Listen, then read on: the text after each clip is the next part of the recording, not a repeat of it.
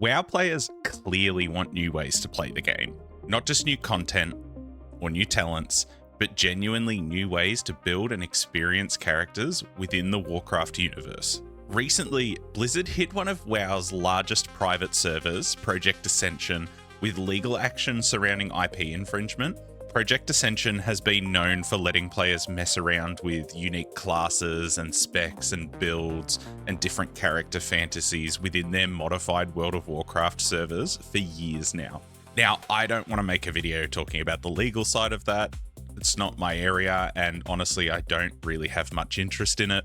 But this situation did get me thinking. Between Project Ascension, the constant murmurs of Classic Plus floating around, and the fact that WoW players have been asking for fresh class ideas for years, I ended up slipping right down a rabbit hole. So today, I wanted to have a bit of fun and talk through some new class and new spec ideas that I think would be very exciting to see in the World of Warcraft universe. I've gone as far as generating hypothetical concept art and core abilities and gameplay styles. What started out as a fun little venture quickly turned into a massive spiral. Before we get into the ideas, I just want to set a few loose rules. Obviously, if we were just making things up, I could concoct anything. I could say that Blizzard should add a playable microwave that kills enemies with radiation damage and heals allies by reheating their leftover tendies or something. So for this video, there needs to be 3 basic tests for each of the classes. First, it needs to actually fit within the Warcraft universe. Second, it needs to play differently from existing classes and specs to justify actually being added. And third, it needs to create some interesting decisions in both group and individual content, rather than just being like useless bloat for the sake of adding new specs and classes. We'll kick off with probably the most obvious missing class in WoW, the Tinker. Warcraft has had a rich piece of lore around gnomes and mechs and goblins and shredders and this like crazy engineering disaster sort of style lore, but somehow that has never actually really become a proper playable class. So my version of the Tinker is built around using this makeshift technology instead of traditional weapons and magic. All 3 of the specs revolve around deploying machines and repairing allies in combat and enhancing the group with robotic devices. For this, I've roughly designed 3 specs. Ordnance, a ranged DPS spec. Mechanist, a melee healer. And Logistics, a ranged support DPS. The range spec Ordnance has a gameplay loop that is built around generating components with rifle attacks and then spending those components to deploy temporary machines, ramping damage by enhancing those machines at the right moments. This would be like a dual resource builder spender spec. The first resource is components, which is gathered by damaging enemies and ripping scraps off them mid-combat. These components could then be used to construct things like robots and turrets and explosive devices. The second resource would be bandwidth that would be unique to the Ordnance Tinker. This limits how many machines the Tinker can control at any given moment. Each machine takes up a certain amount of bandwidth, meaning that the gameplay isn't just about like generating resources and spending them on as many robots as you possibly can. It's about filling up the available bandwidth with robots that fit the situation that you're in. For the component building abilities, I've created things like jury-rigged shot, zap cannon, shrapnel round, and makeshift explosive. These would all have different use cases in like single target and AoE, and Zap Cannon would also apply the conductive debuff to enemies, causing your machines to deal increased damage to them. In AoE, I would want this debuff to spread, similar to how like an Unholy DK's plagues do. These components could also be then spent on deployables, things like the sentry turret, assault bot, rocket pod, and heavy cannon turret. These would cost different amounts of bandwidth and serve different purposes, ranging from things like single target fire damage to mobile melee to like burst AoE explosions. I've then cooked up the first major cooldown, Command Protocol. This is a short cooldown that orders all deployed machines to perform a special action. So this means that your machines are sort of passively doing damage over the fight, and then the Tinker can actively trigger specific things at the times that they want. The second cooldown is probably something you'd expect already, Overclock Network. This is a longer cooldown that juices all of the active machines with like hyper concentrated fuel or like NOS or something for 20 seconds, and then significantly increases their firing speed, but it also causes them to break down much faster. To compensate for this, during this window, I would want the Ordnance Tinker to generate double components. So basically letting them like rapidly rebuild and destroy machines throughout the fight. Visually, I imagine this spec as having builder abilities that have like particle effects, throwing different pieces of like armor and sparks and scraps that come off the enemies, while the robots themselves would then be like makeshift, like duct taped together, sort of assembled with random components in the middle of the fight. Overall, it would look like a mobile range DPS with a very like ramp heavy playstyle, so built around like setting up these temporary machine networks and then unleashing like explosive burst windows with cooldowns. Spec number 2, the Mechanist Tinker. This would be like a frontline repair medic who fights in melee range and then uses components to do things like combat repairs, and then deploy healing bots and shield projectors and like directed healing beams and things like that. They're effectively like in there patching up armor, reinforcing their allies, and then keeping the group alive with these like only barely safe pieces of battlefield engineering. We would keep components as the core resource, but the second thing to monitor for the Mechanist Tinker would be glove heat. As the Tinker heals, their gloves begin to overheat. Deploying too many machines in a short window or forcing all of your healing machines to work too hard would cause the healing to become more unstable because the gloves have overheated. At low heat, the healing would be predictable.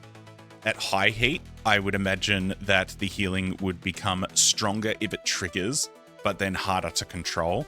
And then at maximum heat, certain robots would just lose functionality entirely until you vent some of that heat. I can see this as adding like a pretty unique decision point. If an ally is going to die without immediate healing, but the Mechanist feels that their stable healing isn't going to be enough one way or the other, they could deliberately push their glove heat higher and then gamble on a stronger, overcharged heal as like a last resort. On top of this, if the Tinker was to overheat their gloves before like a dangerous damage event, that would leave them with like no tools available. I would make it so that glove heat would reduce passively over time, but then also have an active ability like coolant flush that could on demand reduce this as well. I think the builder abilities would function similar to the Ordnance Tinker, but with a few melee ones as well. Things like Wrench Strike or Scrap Sweep, which generate components through these like repair themed melee attacks. For the major healing tools, I've come up with Repair Beam, Sparky Medbots, Trauma Drones, and Shield Projector. These would offer like a mix of single ally healing and then passive AoE healing, absorb shields, and like some emergency like DR, things like that. Another active ability would be Emergency Deployment. This could be used to direct all of the active bots on the field at that time to a target ally for a short duration. So this would be the thing that the Tinker could use to really quickly funnel all healing into one person that is taking a lot of damage. The other major mechanic for the Mechanist Tinker would be the relay network. All deployed healing bots would interact with one another. So they would create like a temporary healing network with additional bonuses. For example, if you had a repair beam being used while there were Sparky Med bots on the field, those bots would then chain a percentage of the healing to nearby party members.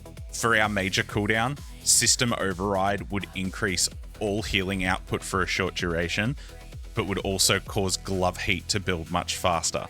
During this window, each active bot would reduce the remaining cooldown of Coolant Flush. So this would be like effectively similar to the Ordnance Tinker, being able to make heaps of healing bots and then very quickly flush out the heat from the gloves.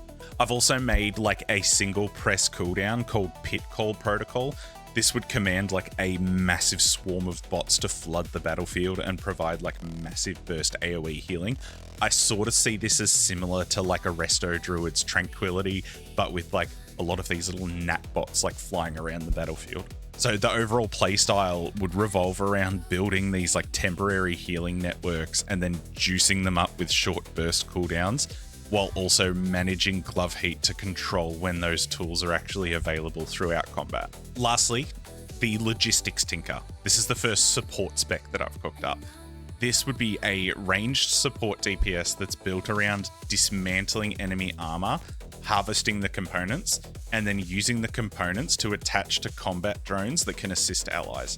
So these drones would like amplify the players that they're attached to. They would like fire extra attacks based on the damage that the player dealt, or juice up like their resource generation when it's like timed around their cooldowns, things like that. Logistics would also continue using components as its main resource, with the core skill expression coming from like pooling components, maintaining debuffs on the enemies, and then deciding which allies should receive drones at certain points in the fight. So some abilities that I've come up with, I think the component generators, we would keep some of the Ordnance Tinker's abilities like Jury Rigged Shot and Shrapnel Round, but the Logistics Tinker would also have its own core abilities in Armor Stripper, Pressure Drill, and Target Scanner. These abilities would be focused less on like direct damage and more on like weakening the enemies. Each of these would apply a stacking dismantle debuff. This would reduce the armor and increase the damage taken from all effects and give the Logistics Tinker like a bit of a setup phase. Thematically, I can see this as like the Tinker getting in there and like poking holes in the armor and like ripping sort of through the defenses in like a mechanical way. The Logistics Tinker would then have 3 main drones: the Maintenance Drone, the Overclock Drone, and the Stabilizer Drone. Each drone would exist on like a fairly short cooldown and amplify different party members in certain ways, whether that's like increased damage or like improved resource generation or something like that. A mid-length cooldown I've made is Priority Routing. This would route all active drones to a single chosen ally for a period and hugely amplify the damage that is done for that duration. So if someone in your group is entering like a massive cooldown window, the Logistics Tinker can redirect the full drone network towards them and create an even bigger burst window. You can also see the class fantasy here, as the drones aren't just like these little passive bots that like sit on the player's shoulders. I can picture them almost as like these extremely irresponsible and unsafe bots that do things like inject the player full of like a serum that juices them up for a little bit, like something in that like crazy mech sort of universe. Effectively, it would be a spec that is revolving around tearing apart the enemies and irresponsibly juicing up their allies using machinery. Following that, let's move on to the second class that I've designed, the Spellblade.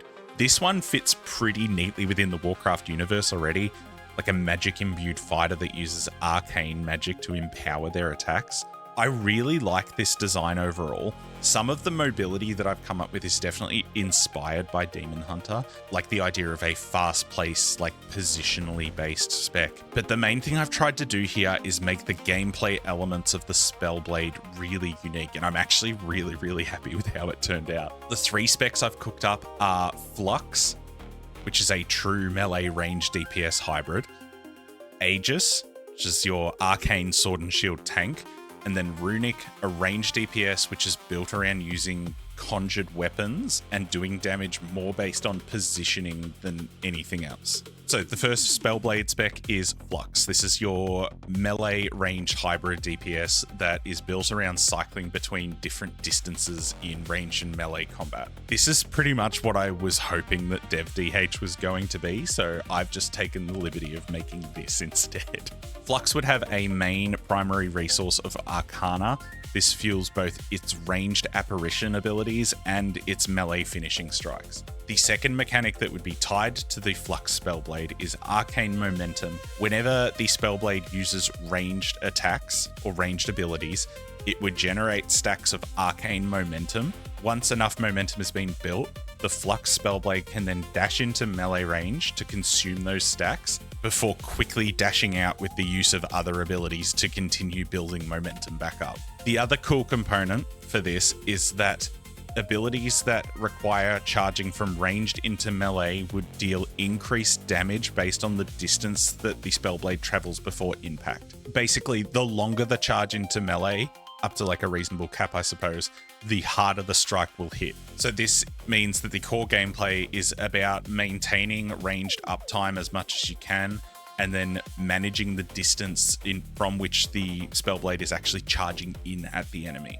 So you would build up your pressure at range, charge in to release that pressure with your arcane momentum, and then I've added a very short cooldown ability called Phase Recall to allow the Spellblade to then blink back to the previous position where the last ranged attack was used to start the loop again. The range side would include things like Phantom Blade, Spellbow Shot, and Bladefall. These would generate Arcana and Arcane Momentum. And then the melee side, we've got Phase Lunge, Rift Strike, Spell Rend, and Mana Sever, which is used to spend the Arcana and consume Arcane Momentum for like large burst windows when they're charging in. So instead of playing as just like a normal, like I can do some range damage and come into melee for other things, the Flux Spellblade would actually be designed around doing ranged attacks and then charging in and then quickly blinking out and then doing more charged attacks from there. The major cooldown, Full Flux, would push this to the limits. This would increase Arcana regeneration, caused ranged abilities to generate extra momentum charges, and then make the melee dash abilities count as if they'd traveled the maximum distance. So I can see this cooldown window as basically being like range, dash, range, dash. So this is just blinking all over the battlefield. The second spec I've come up with is the Aegis. This is the sword and shield tank, but it is built around more the theme of phasing in and out of reality to survive damage and using things like arcane barriers and teleportation. So you're still using a sword and shield, but a lot of the actual mitigation comes from like bending reality. So like blinking through attacks and like partially phasing your body out of existence and using arcane magic to like redirect or delay incoming damage. Aegis would still use Arcana as its main resource. This would be built using shield and sword abilities like Spellguard Strike or Arcane Riposte or other melee attacks, and then spent on defensive tools like Arcanist Empowerment, which would maybe create like an arcane barrier over the shield that reduces incoming damage. The major mechanic for the Aegis would be phase stability. Whenever the Aegis Spellblade uses a teleportation or phasing ability, their phase stability begins to drop. This would allow them to mitigate huge amounts of damage for short windows, but if they overuse the tool, then they become unstable and then lose access to gradually more and more of their abilities and defensives. So it's not just like press these abilities when they light up. You're constantly like asking yourself as an Aegis Spellblade, can I afford to use this? Like if my stability drops too low, will I have enough resources to deal with the upcoming mechanics in 10 seconds? I've added a fairly core mobility tool called Phase Step. This would be like a really short cooldown blink that teleports the Spellblade a small distance and reduces the damage of upcoming attacks following the blink. I've added Dimensional Anchor. This would let the player anchor at the current location and then teleport back to it later after reactivating. This would give the tank a way to like quickly reposition without losing control of the enemies, very similar to like a monk transcendence. And then the main defensive identity would surround things like reality slip, where the Spellblade could like partially phase out of reality and cause large portions of incoming damage to like pass through them. Another key, displacement field. This would delay a portion of incoming damage and prevent them from taking it immediately, which would be consumed by things like Aegis Collapse.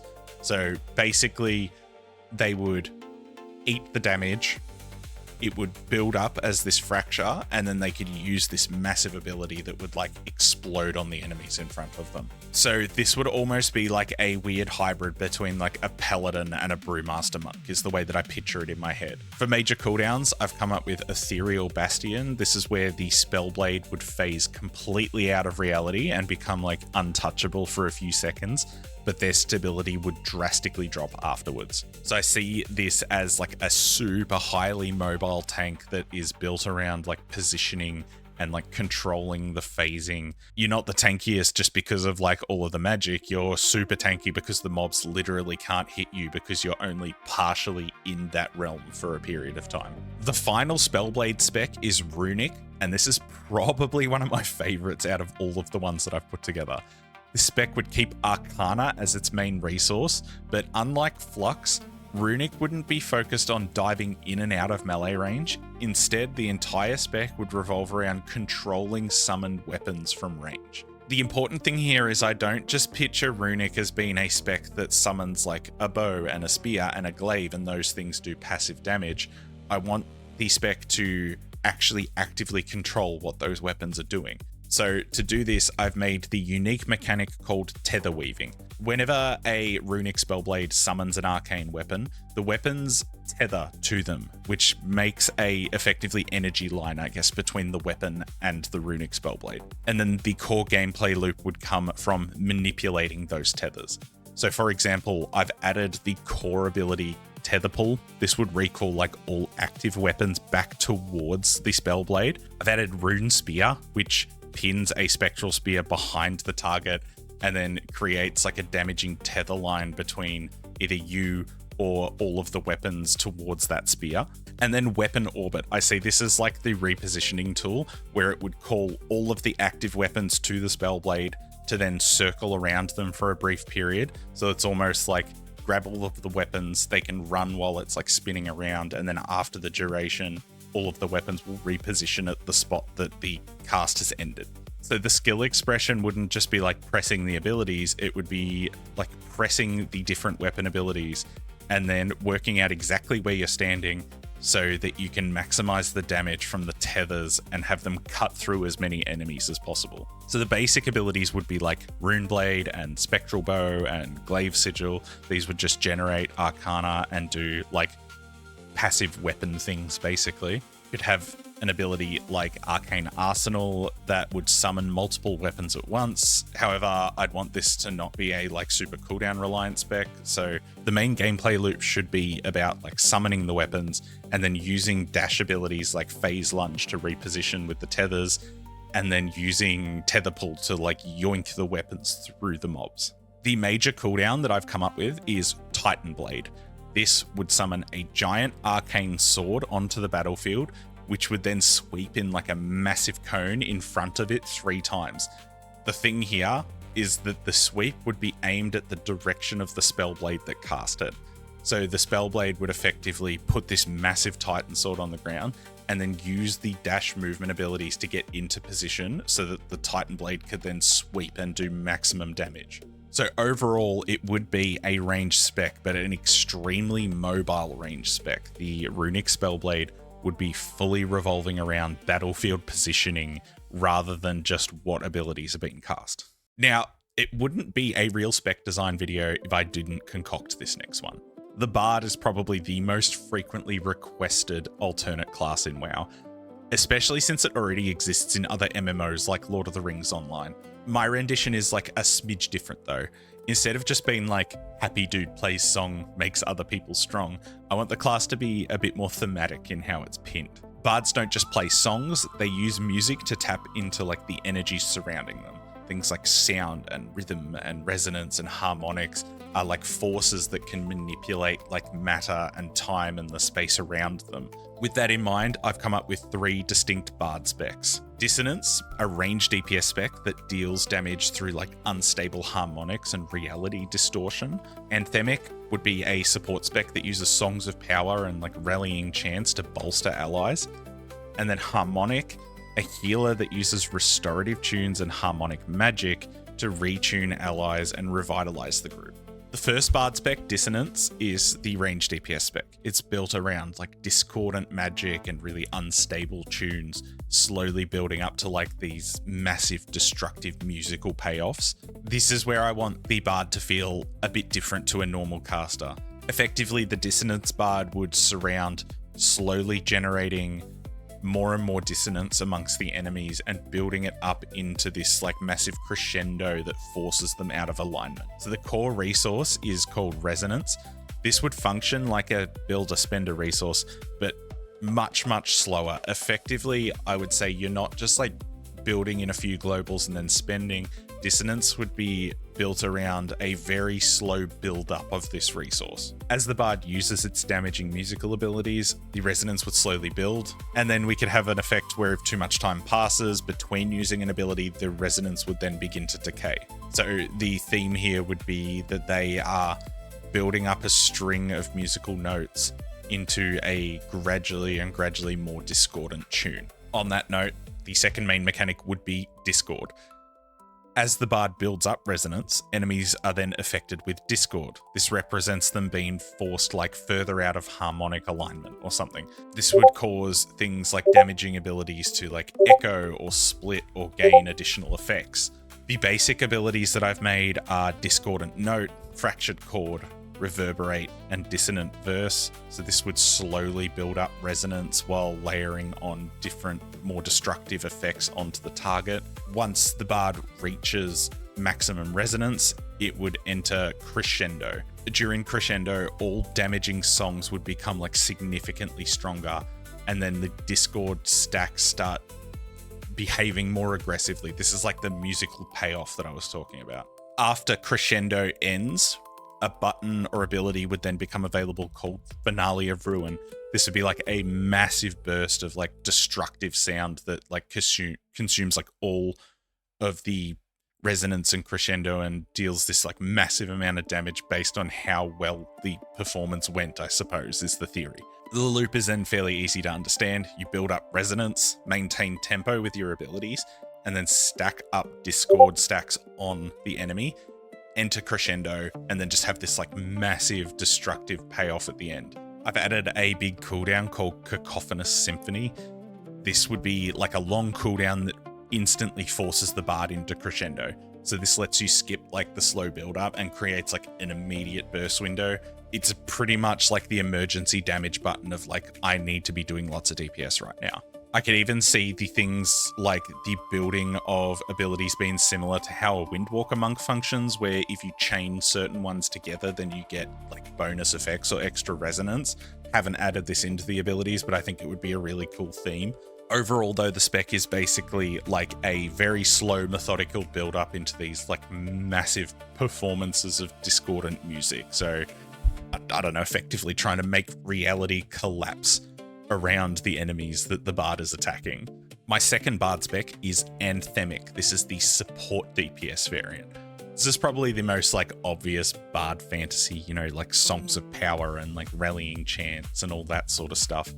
But I really didn't want this to just be like a maintenance spec where you just like play 3 songs forever and then use big song every 2 minutes.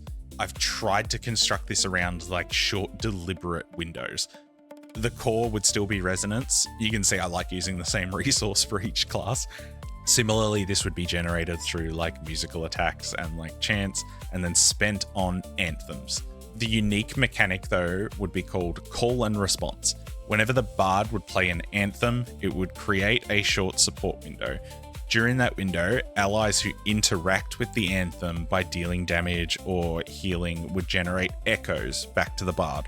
So if they use Anthem of Valor, this would increase the damage of the ally, but then if the ally dealt damage during that window, this would echo back to the bard, who would then use that energy to passively strike at enemies. Similarly, we could have like Anthem of Defiance. This would provide like a group shield or damage reduction or something, but then damage that was absorbed during that window would then echo back to the bard and then shield the bard for the damage or a percentage of it that was shielded. I've got Anthem of Celerity. This would improve like resource generation, and then allies who spend resources during this anthem would refund a percentage of resonance to the bard via echoes. And then upon reaching maximum resonance, the bard would be using something called Finale. This gives like a big support window payoff at the end. I also picture the Anthemic bard as having an ability like Spotlight, where it can like mark one ally as like the lead performer in the next anthem, so giving them like a stronger version of the effects that are currently on them. Major cooldown could be something like Grand Chorus. This would allow the bard to maybe increase the max possible stacks of their buffs by like double, and then use it as like a coordinated window where damage and cooldown and survivability are all enhanced at the same time. Overall, I tried to build a little bit of depth into the Anthemic Bard, not just play song and buff allies. It would be like, effectively part of it would be that, but then using other abilities like Spotlight and Grand Chorus and Finale to provide like clear payoffs for executing those earlier things in the right way. The final Bard spec is Harmonic. This is the ranged healer that's using like restorative music and harmonic links to return allies like back to stability or something. Harmonic wouldn't just like heal wounds in a traditional sense. It would use like sound and rhythm and resonance to like stabilize allies that have been thrown out of balance. The main resource would still be resonance, generated through healing songs. The unique mechanic I've come up with is harmonic attunement. So the bard can attune allies to their current melody. This like links them together through like a, I guess, restorative resonance or something. Once allies are attuned, healing one of them will cause part of that healing to echo to the others. The more interesting part about how the harmonic handles incoming damage is strain. When a harmonically attuned ally takes damage, a portion of that damage is converted into discordant strain. This represents the ally being like knocked out of harmonic alignment. Instead of like straight away just reacting to health bar go down, they're managing how unstable the group has become. Abilities like dampening verse could then reduce incoming damage and store some more pressure into discordant strain, while retune would be like the emergency oh shit button that immediately clears all discordant strain. In a way, I see this as similar to like how a monk's stagger functions, how a brewmaster monk's stagger functions, but built into a healing spec instead of a tank spec. So the gameplay loop would revolve around applying attunements and then soothing incoming damage, using resonance to then bring players back into stability. I've made healing things like Soothing Note, which is like your simple single target heal, Restorative Chord, which is your stronger instant heal, and then Resonant Pulse being like the AoE heal, remembering that Harmonic Attunement also pulses healing from one ally to other allies. The main short cooldown I've made is Perfect Pitch. This is a short duration where all healing echoes more strongly through every attuned ally. So this like rewards the bard for setting up a harmonic attunement on as many allies as they can. And then major cooldown, Song of Renewal, a large like healing pulse that basically just like does huge AoE healing and just gradually clears discordant strain throughout the channel. As you can probably tell, I've gotten a little bit carried away with these hypothetical designs for the Tinker, the Spellblade, and the Bard. Like, very carried away. But on top of these fully new classes, I also had some really cool ideas for like additional specs that could be added to existing classes in the game. For the next ones, I'm not going to go quite as deep into the nitty gritty. Instead, I'm going to move a little bit faster and do some broad stroke overviews rather than like full designs. My throat actually hurts at the moment. Honestly, if I had total free reign though, I would basically just keep talking for multiple hours. Not everyone is on the spectrum like me though, so for the sake of your sanity, let's condense this next section a little bit. I think a fourth Shaman spec would probably be the first thing I'd want to add to an existing class. I have come up with a tank spec called the Earthwarden Shaman. This would be built around using like earth-based shamanic magic to reinforce yourself with like stone and lava and elemental spirits. Mechanically, I picture the Earthwarden Shaman as being like really frail if it's caught without its resources rolling, but then like insanely durable once it's established in combat. So as the Earthwarden would fight, it would build like layers of earthen mitigation through abilities that like sunder the ground and like call on elemental spirits and like coat their body in like stone and molten armor. This would create like almost a stacking defensive effect, which would also then be able to deal like ticking damage to anything that hits the Earthwarden Shaman. I can kind of picture this as like a really volatile and like punishing spec to play. If you mismanage like your elemental layers or whatever we'll call them, then your stone armor drops. If you enter a dangerous pool and you don't have any mitigation rolling, then you should feel like really vulnerable. But if played correctly, you'll feel like you're slowly building yourself into this like stone defensive juggernaut that's pretty much unkillable. Next up, priests. Priests are supposed to be like adherents of the light, so the fact that their only DPS spec focuses on shadow and void damage has always felt a bit weird to me. For Priest, I would add a ranged DPS spec built around weaponizing holy magic. I would call this the Inquisitor Priest.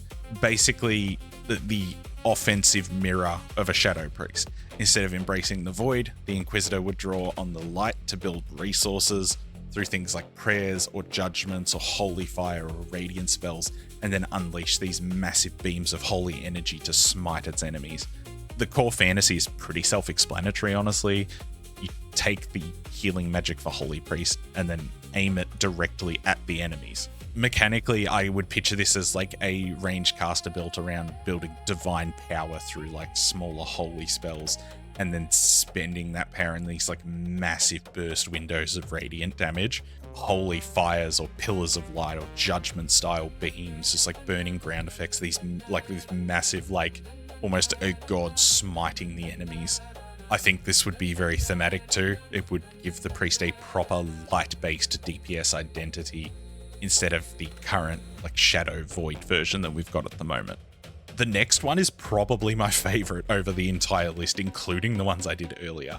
A Mage Healer. Alter Time has always been a really cool defensive button in my mind. Like, it's very unique in how it functions. So I think, why not structure like an entire spec around it? We'll call this the Chronomancer Mage. A Chronomancer would use arcane magic to like fracture reality and bend time and restore allies through like not traditional healing, but by like returning them to previous states. So instead of like healing wounds and like mending flesh or calling on nature magic, the spec would basically say, actually, no, that damage didn't happen. Mechanically, I picture this as a very proactive healer built around like rewinds and delayed magic and time reversal, like time-based shields and like protective windows where allies can survive incoming damage because the Chronomancer has already prepared a way to reverse it. We'd have core abilities that function very similar to Alter Time, where it can mark an ally's current health state and then return them to that state a few seconds later. I think on top of this, we'd also have to add some like shielding abilities to help the Chronomancer actually be able to do this without the person just going 100 to 0. In a way, it would be similar to like a Discipline Priest, but instead of like preventing the damage through like holy shields and atonement and things like that, the shields would be a means for the Chronomancer to be able to delay the proceedings until they can rewind time to a more favorable position. Honestly, I find this idea just like really cool. So I hope that this is one that they actually implement down the track. In fantasy worlds, you know what's extremely strong and tanky? Dragons. You know what we can already play in WoW? Dragons. So here is my Evoker tank spec, the Fortification Evoker.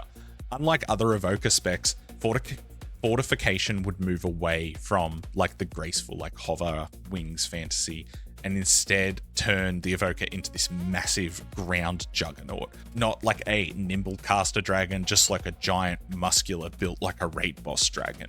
To differentiate it from other tanks, I think Fortification could use existing empowered spells that the other Evoker specs have access to, and then have something like the fire magic be able to reduce the damage that is dealt to the Fortification Evoker. Things like Fire Breath and like Claw attacks and Molten Blast that apply debuffs that reduce damage that comes in. So rather than relying on like traditional like active mitigation, although it would have that, the spec would then survive by like melting the armor or like weakening weapons or like scorching them so badly that they can't even hurt the dragon in the first place. I am a massive Lord of the Rings fan, and this idea is based a lot on the dragon Glaurung. This was the first dragon of Middle-earth. He did not have wings. He was effectively not like an elegant flying creature. He was this like massive juggernaut ground-based fire-breathing dragon. That's the way that I see the theme of the Fortification Evoker. The Fortification Evoker could even have a like major cooldown that enhances their size and actually transforms them into like maybe not a full-sized four-legged dragon, but like a miniature version of one. Outside of that, I still picture them as being like pretty bulky, almost like Hulk-like dragons, rending with their claws and breathing fire in faces. I don't know. It seems like a cool fit for the spec. All right, that was a long one. For those who sat with me all the way until the end, just know that I appreciate you immensely. If you have any classes or spec ideas of your own, leave them in the comments. I'd genuinely love to see what other people have to cook up. I'm hoping and I'm guessing that I'm not the only person who has spent way too much time thinking about this. A huge thank you to my YouTube members and Buy Me a Coffee supporters. The Joy of Checks, Tobias, Yulem, and Is This Real at the Keystone Legend tier, as well as everyone else appearing on the end screen. If you'd like to support, you can click the join button below or check out the links in the top of the video description. Thanks for nerding out with me today, gamers. Until next time, take care.